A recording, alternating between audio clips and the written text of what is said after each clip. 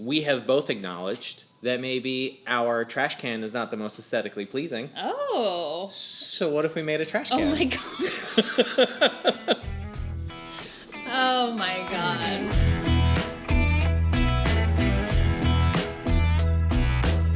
Hi and hello, friends. Welcome back to episode 4. Wow. I keep forgetting because we have that one in the bank that... We do. That's never... Maybe that's a Patreon exclusive. Maybe. Yeah, I don't think that's ever going to see the light of day, if I'm honest. Welcome back. Glad you're here again. Yeah. We have an idea. Let me rephrase that. I have an idea. I'm nervous. You have no idea what the idea is. We had an idea, and then you were like, I had this other idea. You know, I don't like to blame a lot of things on what is probably undiagnosed ADHD, but that definitely feels like that's what that is. What I wanted to do was to make a project together that is, I'll say, more math-based and or technical than design-heavy. Okay. Coopering Coopering is a lovely technique. Sure. So what if we made a trash can? Oh my god. Like that size? Oh yeah. Oh god. Yeah. And that way it's just milling and math and cutting angles, and like you be the math genius that you are, and I could just be the monkey where you're like 7 degrees. Now die! Is it going to be like tapered? That's what I'm assuming. Yeah. Yeah. So like not just the straight Cooper, but maybe there's like inverted pieces. I don't know. Could be postmodern, could be could be nothing at all. All of this could be a trash idea. Oh, nice. I didn't even see that one. That was strong. Okay. Good. If we do this, the trash can's not living in that corner anymore. Where would it live? Somewhere where we can admire the amount of effort we're about to put into it. I'm not mad at it. Yeah? I'm not mad at it. Do we just do the thing? What are we making it out of? I don't know. Let's find out. Okay.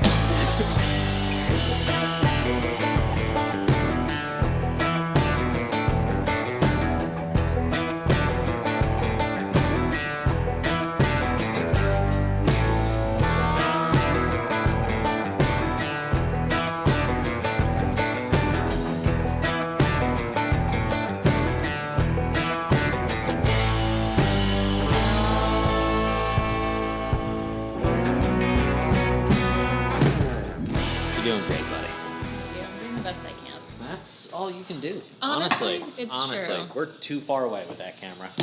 Okay.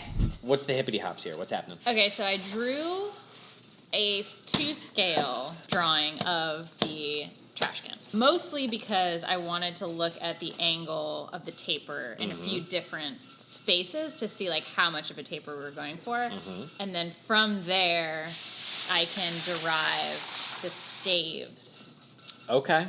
And laid those out to full scale so that we can make tapering jigs. Amazing. That can take care of that. Amazing. So I did the math for the different diameters on the bottom. Okay. This back and forth is so good for the audio. I'm so sorry. I mean, we can put it the other way, but it's too wide. It's fine. Keep going. I'm just picking on you. I have 18, 17, and 16-inch diameter bottoms. Which do you like best? I think 18 is fine, but the mitered angles, that matters. 11 and a quarter? Yeah, I was surprised too. No, I mean, I trust you. I mean, I don't. Because I had that reaction too, so now I'm like, how does that divide into 360? So each stave has 2 angles. Hear me out. This is how it works up here. Great. Each stave has 2 angles. Correct. Each angle is 2 pieces meeting. Correct. Right? So you have to divide that. It is 11 and a quarter. I told you. I trusted you. I was just saying it. I literally. Now I shouldn't have questioned myself because I did it using the interior angle formula, which is like 180 times n minus 2 divided by n. You know, 7th grade. So you did it math way. I did it math way, and I arrived at that, and then I double checked it by doing it 360 divided by 16 divided by 2, and it gave me the same thing. So there it is. Okay. So it doesn't matter how you math. Math will always math. That's a t-shirt. While I'm final milling those, do you want to get to building the jig? Because we're going to have 2 jigs. We are. For the taper. I would guess it would probably be easier to do them at the same time. Hell of a lot easier. Yeah. And faster. And we love fast and easy. That's not... Well, it's out in the universe now. Can't cut that out of a video. Okay. That's not how editing works. might, which will shock you, I might make these jigs slightly adjustable. We'll see. I did not. I opted out of that. I went just direct to size, which was really the better choice, because we're only going to use this the one time. We're only doing the one. Yeah. It doesn't make much sense to make it adjustable and fancier than it needs to be, but sometimes you like a fancy jig. I do. I also like to make a template of the final piece and then make my jigs to fit that, instead of like measuring on the jig parts and laying it out and trying to line everything up correctly. So I'm a fan of a template and then setting my jigs to that, which is what is going on here. And we just made it out of some leftover MDF, quick and dirty. Stop at the end, fence at an angle, toggle clamps for safety, because clamps make me feel safe. Clamps if you haven't heard. make you feel safe. And that's fair. That's reasonable. Yeah. Having leftover sheet goods kicking around for things like jigs is immensely helpful for situations critical, like that. really. Now, I had to go and mill the staves down, and I had to cut the grooves for the bottom. And in order to do that accurately and efficiently, I made one cut with an 1/8 inch spacer in there, removed the spacer, and made the second cut. So instead of doing 2 separate setups, I just cut each piece twice. It was quick, it was dirty, it was easy. And then we had to set the angle of the blade using my worst nemesis, the digital angle finder. I do love them. I know you do, and that's fine. You're allowed to be wrong. Wow. And then it was just time to cut a bunch of staves. So many. And this was one of those operations where, like, people might be wondering, like, why are you doing it together? Because it was just long enough and it's just cantilevered enough over the end of the saw. It just was more efficient to do it with 2 people than doing it by one. And there is an outfeed table in the future. Yeah. All right. I'm nervous. Don't be nervous. I think it'll be just fine. I mean, even if it's not, what's the worst that happens? But It's a trash can. it is a trash can, but I want it to be, A nice trash can? yeah. That's actually how I describe myself on the dating apps now. Yeah. Definitely a trash can, but a trash can you can be proud of. One you can like show your mom. A trash can you can show your mom. How are we gonna do this? Love it. Look at that. Ingenuity at its finest. Oh, this glue up is gonna be a f***ing disaster. Oh No. Is this the exact satisfying dry clamp we wanted on film? Yes. Absolutely. We're gonna have to do a bunch of dry clamps to figure out how best this actually goes. Yep. Also, just having the bottom in place will make life a lot easier. And we can pick up either more band clamps or inner tubes. Are those tight enough? Can you tighten it up a little bit more? Maybe we could put it on the ground? Oh yeah. Oh, it's not as heavy as I thought it was going to be. That's really great. Yeah, it's really not bad at all. Like Cute. I'm not gonna lie, that's not a bad looking can of trash. It's very cute. It is cute, and it's gonna look cuter with a lid. I'm not mad at it. Same. Well, the thing about pre-finishing is that we can't glue it tonight if we do that. Why? Because it won't be dried enough. Oh, who cares? It's exposed. It's getting off gas like this. No, I mean the squeeze out. All up in some sticky finish. What a way to phrase that. You know what I meant.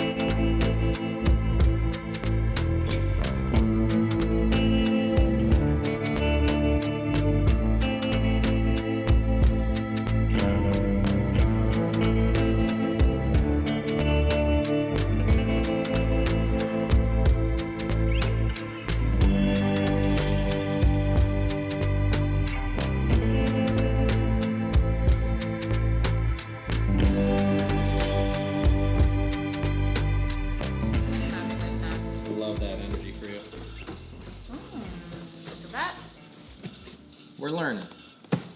Very close. Except it's too big. Okay, so where are we at? Well, we made the thing. We did make a thing. I will say this. Is adorable an appropriate word? Like, it brings me a weird amount of joy. It brings me a lot of joy, too. I consider it more bougie than adorable. We have a tapered, coopered, solid beach. We are insufferable, is what we are. It worked. It sure did. I will say, the only mistake that happened today was one that I made, which is I took the measurements and said to her 15 and 3/8, and she said 15 and 3/8, and then I went and made that 16 and 5/8. So close. I don't even know where I got that number from. So that happened. I will say there was a lot of discussion about whether or not to make a circle jig, and I didn't feel like it. So instead, I did the math to make a faceted piece. And had I got the numbers right, it would have worked really well. But really, what this is just barrel making technique, right? Yeah. So you cut the facets, and then you taper the edges, and it doesn't matter in a bucket or in a barrel. It doesn't matter whether or not it's perfectly rabbited. What matters is that there's enough pressure on there to seal it and make it waterproof. Right. In our case, neither of those things matter. What matters is that it holds trash. Right. I mean, it doesn't let mice in. It doesn't let mice in. By the time I remake this and glue that up, all we have to do is make a top. Yeah. And a handle. And a handle. Can I put in a formal request? Okay. Before we put a bottom in this, can we turn it upside down and I stand inside so it looks like a skirt? I'm like a little bit nervous about actually getting my leg in here. Okay. All right. And if it were like... Can it be like, can we get some like suspender straps so that you look like an old-timey hobo? Yes. Yes, we can. About to hop a train to the west. That's the thumbnail. There it is, right there. Well. Oh boy. Oh yeah. Okay. So here's the thing about wood. Yep. Fickle mistress, as you know.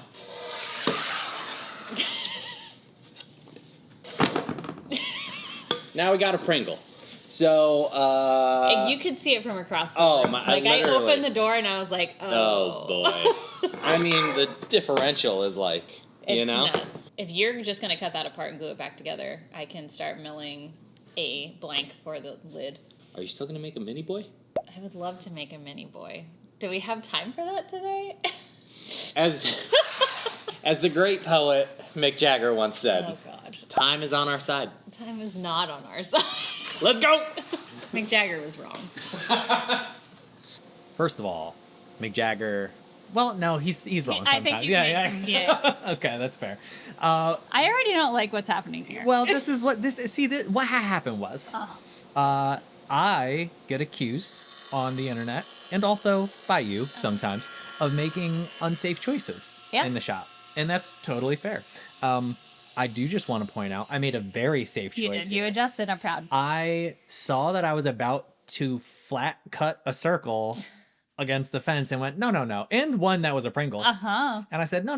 What I should do is cut it to the bandsaw and then use that flat fence at the table saw, rip some seams. All was good. All was well. And I did keep this shot in here because we have super cool old-timey clamps that nobody ever gets to see.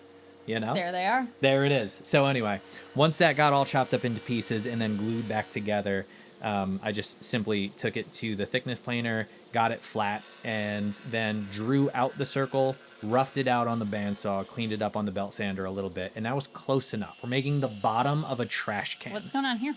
This is... Remember when I said earlier that sometimes I make choices in the shop?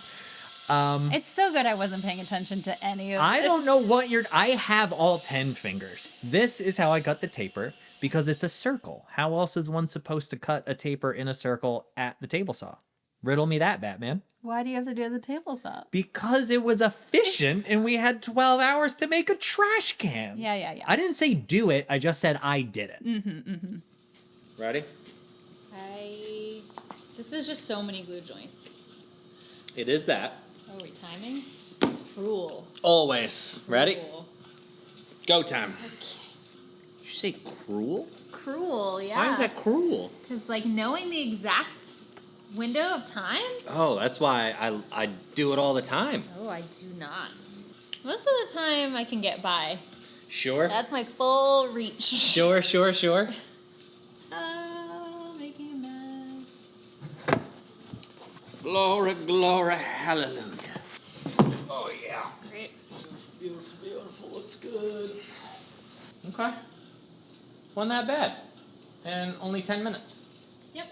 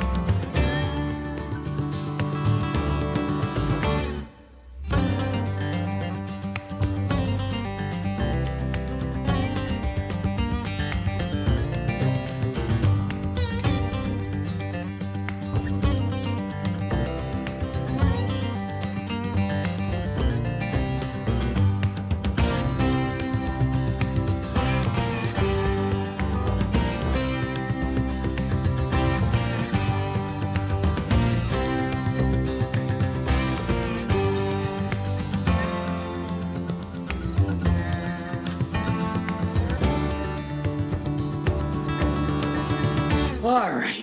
We changed outfits again. We've had much wardrobe changes. Hey, I got a question for you, buddy. Uh-huh. Did you know that bees can smell fear? What? You didn't know that? That's not real. Bees and dogs can smell fear? The human head weighs 8 pounds? Wow. Well, you know what you don't have to have any fear about? Is using Bumbleshoots, the sponsor of this video. So smooth.